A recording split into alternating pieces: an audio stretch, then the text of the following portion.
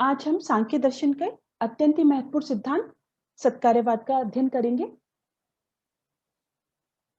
सांख्य दर्शन का जो सत्कार्यवाद सिद्धांत एक अत्यंत ही महत्वपूर्ण सिद्धांत है। यह उसका कारण कार्य सिद्धांत है। जैसा कि सभी जानते हैं, किसी भी कारण से कार्य की उत्पत्ति होती है। अब कारण कार्य में विद्यमान है पहले से या नहीं है, या कैसे कार्य की उत्पत्ति होती है, इस संदर्भ में दर्शन में अनेक मत प्राप्त होते हैं, जिसमें सांख्य दर्शन का जो सिद्धांत है वह सत्कार्यवाद के नाम से जाना जाता है। तो भारतीय दर्शन में सांख्य दर्शन के कार्य कारणवाद अथवा परिणामवाद सिद्धांत को सत्कार्यवाद के नाम से जाना जाता है। अब सत्कार्यवाद किसे कहते हैं? जैसा कि नाम से स्पष्ट है, सत कार्य, यानी कार्य सत होता है। किसमें? कारण में। यानी कोई भी कार्य उत्पत्ति के पूर्व अपने कारण में अव्यक्त रूप में विद्यमान रहता है, उसकी सत्ता होती है, वो सत होता है। कारण कार्य को अभिव्यक्त करता है, उत्पन्न नहीं। यही सत्कार्यवाद सिद्धांत है। तो सांख्य दर्शन वाले मानते हैं कि कोई भी कार्य है अपने कारण में सत रूप में रहता है, अव्यक्त रूप में रहता है, उसकी सत्ता होती है। जबकि इसके विपरीत न्याय दर्शन इसके बिल्कुल विपरीत मानता है, असत कार्यवाद। वो भी हम आगे देखेंगे। कारण कार्य के संबंध में विभिन्न दर्शनों में भी प्रतिपत्ति है। इनमें से जो बौद्ध दर्शन वाले वो कहते हैं कि असतः सज्जायते, अर्थात समस्त भाव पदार्थ क्षणिक हैं। कोई भी कारण स्वयं विनिष्ट हुए बिना किसी कार्य को उत्पन्न नहीं कर सकता। जैसे कि बीज रूप कारण विनाश होने पर ही वृक्ष रूप कार्य उत्पन्न होता है। जैसे कि हम जानते हैं बौद्ध दर्शन क्षणिकवादी है, तो उनका कार्यकारण सिद्धांत भी क्षणिक के संदर्भ में आता है कि समस्त भाव पदार्थ क्षणिक है और कोई भी कारण, जब तक कोई कारण विनिष्ट नहीं होगा तो कार्य को उत्पन्न नहीं कर सकता। अब जैसा कि अभी हम देख रहे थे, सांख्य दर्शन का बिल्कुल विपरीत सिद्धांत असत कार्यवाद। ये नैयायिकों का सिद्धांत है, कारण कार्य सिद्धांत है नैयायिकों का। वो कहते कि असत यानी कि कार्य अपने कारण में सत्य नहीं होता, उसमें अव्यक्त रूप में विद्यमान नहीं होता। ये कहते हैं कि कार्य अपनी उत्पत्ति के पूर्व कहीं भी किसी भी रूप में विद्यमान नहीं रहता, सर्वथा एक नवीन वस्तु के रूप में उत्पन्न होता है। अतः इनका मत असत कार्यवाद या आरंभवाद के नाम से जाना जाता है। अद्वैत वेदांतियों का कारण कार्य सिद्धांत विवर्तवाद कहलाता है। जैसे कि रस्सी में सर्प का आभास, जैसे कि हम अध्यारोप और अपवाद सिद्धांत हमने जैसे वेदांत सार में अध्ययन किया है। अध्यारोप वस्तुन्य वस्तुआरोपो अध्यारोप, वस्तु पे अवस्तु का आरोप, यानी रस्सी पे सर्प का आरोप, ब्रह्म पर जगत का आरोप। उनके अनुसार, अद्वैत वेदांतियों के अनुसार, ब्रह्म ही परमार्थ सत्य है और जगत उसका विवर्त है, जो परमार्थतः असत है। हम सभी जानते हैं ब्रह्म सत्य जगन मिथ्या। सत्य तीनों कालों में निरंतर एक सा बना रहने वाला तत्व है और एक ही है, यानी ब्रह्म एक ही है जो तीनों कालों में इसकी सत्ता है। निखिल सृष्टि प्रपंच जो कार्य रूप में दृष्टिगोचर होता है वह नाम रूपात्मक है एवं सत का विवर्त है, आभास मात्र है, परमार्थतः असत है। तो ये अद्वैत वेदांतियों का मत है कारण कार्य के संबंध में। अब जो सांख्य दर्शन का जो सत्कार्यवाद है, इसकी पुष्टि करने के लिए ईश्वर कृष्ण ने सांख्य कारिका में 5 युक्तियां दी हैं। बहुत ही सुंदर कारिका है जिसमें सांख्य दर्शन के अनुसार सत्कार्यवाद का सिद्धांत बहुत ही सरल और सहज तरीके से स्पष्ट किया गया है। असत करणाद उपादान ग्रहणात् सर्व संभवा भावात् सक्तस्य शक्य करणात् कारण भावाच्च सत्कार्यम। क्या कहते हैं इसके अनुसार? इसमें 5 युक्तियां दी गई हैं कार्य कारण को सिद्धांत करने के लिए। असत अकरणात्, कोई भी जो ये कहते हैं कि असत या जो अविद्यमान है उसकी उत्पत्ति हो ही नहीं सकती। असत या अविद्यमान की उत्पत्ति ना किए जाने से असत या अविद्यमान की उत्पत्ति नहीं हो सकती। असत अकरणात्। उपादान ग्रहणात्, यानी किसी भी कार्य को आप उत्पन्न करना चाहते हो तो उसके लिए उस विशिष्ट उपादान का ग्रहण किया जाता है, यानी कि किसी विशिष्ट कार्य की उत्पत्ति के लिए उससे संबद्ध विशिष्ट उपादान का ग्रहण किए जाने से। दूसरी युक्ति। तीसरी, सर्व संभवा अभावात, सब में सब कुछ का अभाव होने से, यानी ऐसा नहीं है कि सभी कारणभूत पदार्थों से सभी कार्यों की उत्पत्ति हो जाए, ऐसा संभव नहीं है। सक्तस्य शक्य करणात्, ये कहते हैं सत्य से जो जिस कार्य को उत्पन्न करने में समर्थ है उससे उसी का कार्य की उत्पत्ति हो सकती है। जो जिस कार्य को उत्पन्न करने में समर्थ है उससे उसी कार्य की उत्पत्ति हो सकती है। कारण भावाच्य, और जो कार्य होता है वो कारण से अभिन्न होता है, कारण के जैसा होता है। इससे यह सिद्ध होता है कि सत्कार्यम, कार्य अपने कारण में पूर्व में सत होता है, उसमें अव्यक्त रूप में विद्यमान रहता है। ये इन्होंने सत्कार्यवाद के संदर्भ में कहा है सांख्य कारिका में। अब हम एक एक युक्ति को देखते हैं डिटेल में। पहली है असत करणात्, यानी असत अकरणात् का अभिप्राय है अविद्यमान को उत्पन्न ना करने से। जो पहले से नहीं है, यानी कोई कार्य अपने कारण में पूर्व में सत नहीं है तो क्या उसको उत्पन्न कर सकते हैं? बोले नहीं उत्पन्न कर सकते। जैसे बालू से तेल नहीं निकल सकता, क्योंकि बालू में तेल नहीं है, मिट्टी में तेल नहीं है, तो क्या उससे तेल निकाल सकते हैं? बोले नहीं निकाल सकते।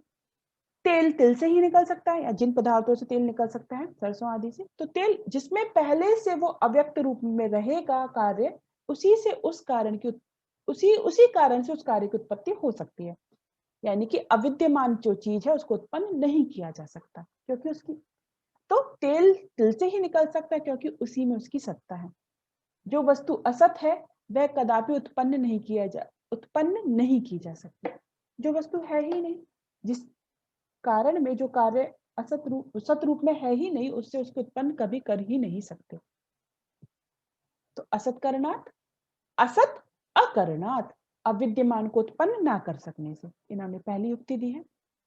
दूसरी है उपादान ग्रहणात्, उपादान का ग्रहण करने से। यानी कि कार्य विशेष के लिए कोई भी आप कोई विशेष कार्य चाहते हो उत्पन्न करना, तो उसके लिए कारण विशेष को ही ग्रहण करने से सत्कार्यवाद की सिद्धि होती है। जैसे कि कपड़ा बनाना है तो उसके लिए तंतु का ही ग्रहण किया जाएगा, मिट्टी का नहीं। क्या मिट्टी से कपड़ा बन सकता है? बोले नहीं। तो यदि जो कोई कारण विशेष ग्रहण करेंगे किसी कार्य विशेष की उत्पत्ति के लिए, तो यहाँ पे वो चीज कही गई है। यानी जो कार्य जिस कारण में पहले से विद्यमान रहता है, उस कार्य के लिए उसी कारण का ग्रहण किया जाता है। मटका बनाना है तो मिट्टी का ग्रहण किया जाएगा, तेल निकालना है तो तिल या सरसों आदि जो भी उसका तेल उनका ग्रहण किया जाएगा। कपड़ा बनाना है तो तंतु का ग्रहण किया जाएगा। यानी जो कार्य जिस कार्य में पहले से विद्यमान है उसके लिए उसी विशिष्ट उपादान का ग्रहण किया जाता है, तो उपादान ग्रहण।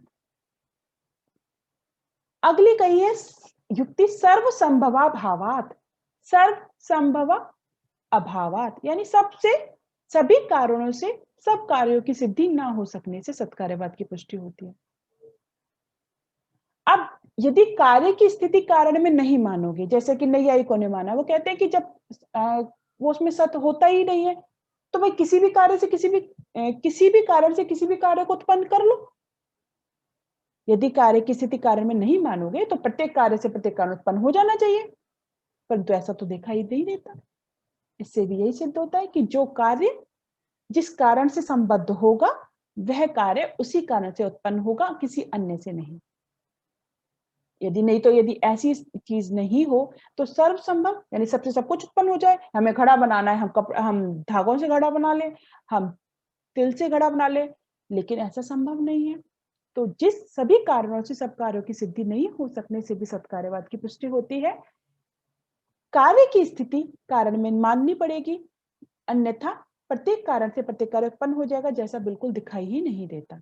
जैसे यदि मटका बनाना है तो मिट्टी का ही ग्रहण किया जाएगा, घट की उत्पत्ति मिट्टी से ही हो सकती है। इसलिए भी यह सिद्ध होता है कि कार्य अपने कारण में पहले से सत होता है।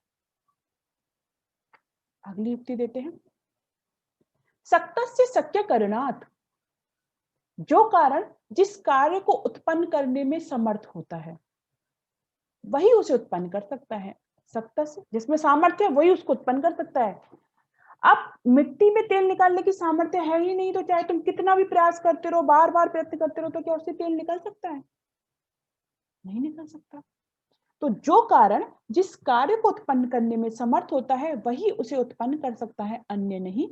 इस प्रकार कार्य कारण में शक्य सक्त रूप संबंध विद्यमान है, अतः कार्य कारण में सत है। जैसे कि दूध से दही, तंतु से पट तथा मिट्टी से घट की उत्पत्ति इसीलिए होती है क्योंकि दूध, तंतु और मिट्टी में क्रमशः दही पट तथा घट की सामर्थ्य विद्यमान है।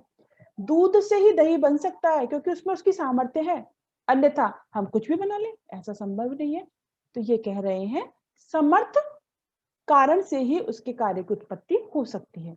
तो जो कारण जिस कार्य को उत्पन्न करने में समर्थ होगा वही उसे उत्पन्न कर सकता है, अन्य नहीं। तो इससे भी सिद्ध होता है कि कार्य अपने कारण में सत्य रहता है। अगली अंतिम युक्ति देते हैं, कारण भावात, कारण जैसा होने से, अर्थात कारण के सदृश ही कार्य की उत्पत्ति होती है। जैसे कि गेहूं के बोने से गेहूं उत्पन्न होता है। तो इसलिए यहाँ पे कहते हैं कि कार्य कारण से इसलिए भी भिन्न नहीं है, दोनों में भिन्नता इसलिए नहीं है क्योंकि कार्य जो होता है वो सर्वदा कारणात्मक ही होता है, दोनों में तादात्म्य है। जो कारण है वही कार्य है। एक ही वस्तु की जो अव्यक्त अवस्था को कारण कहते हैं और उसी की जब वो व्यक्त अवस्था में आ जाता है तो उसे ही कार्य कहा जाता है। अतः स्पष्ट है, इन विभिन्न युक्तियों से हमने देखा कि कोई भी कार्य उत्पन्न करना चाहते हो तो कारण विशिष्ट होना चाहिए, उपादान विशिष्ट होना चाहिए। हर किसी से हर कुछ को उत्पन्न नहीं कर सकते, जो समर्थ है उसी से उसकी उत्पन्न कर सकते हैं। और हम लोग विशिष्ट कारण को ही ग्रहण करते हैं और जो असत है उसमें पहले से नहीं है, चाहे कितना प्रयास कर लो तो वो संभव नहीं है। क्या सत्संग संभव नहीं है, बंध्यापुत्र संभव नहीं है। तो इस तरीके से स्पष्ट है कि सत की ही उत्पत्ति होती है, असत की नहीं। अर्थात उत्पत्ति के पूर्व कार्य की सत्ता कारण में विद्यमान रहती है, अर्थात उत्पत्ति के पूर्व कार्य की सत्ता कारण में विद्यमान रहती है और यही सत्कार्यवाद सिद्धांत कहलाता है। हम स्पष्टता समझ गए हैं। सत्कार्यवाद अर्थात कार्य अपने कारण में सत होता है, अव्यक्त अवस्था में रहता है और वही बाद में कार्य के रूप में व्यक्त अवस्था में आता है। इसके लिए उन्होंने 5 युक्तियां दी हैं। असत करणाद उपादान ग्रहणा सर्व संभवा भावात सक्तस्य शक्य करणाद कारण भावाच सत्कार्यम। तो इस सत्कार्यवाद के लिए 5 युक्तियां दी गई हैं, जिनमें से यही सिद्ध किया गया है कि किसी भी कार्य को उत्पन्न करने के लिए विशिष्ट कारण का ही ग्रहण किया जाता है और जिस कारण में यह सामर्थ्य होगी वही उस कार्य को उत्पन्न कर सकता है। सांख्य दर्शन का यह अत्यंत ही महत्वपूर्ण कार्य कारण सिद्धांत है सत्कार्यवाद, और इसके विपरीत नैयायिक असत्कार्यवाद को मानते हैं। धन्यवाद।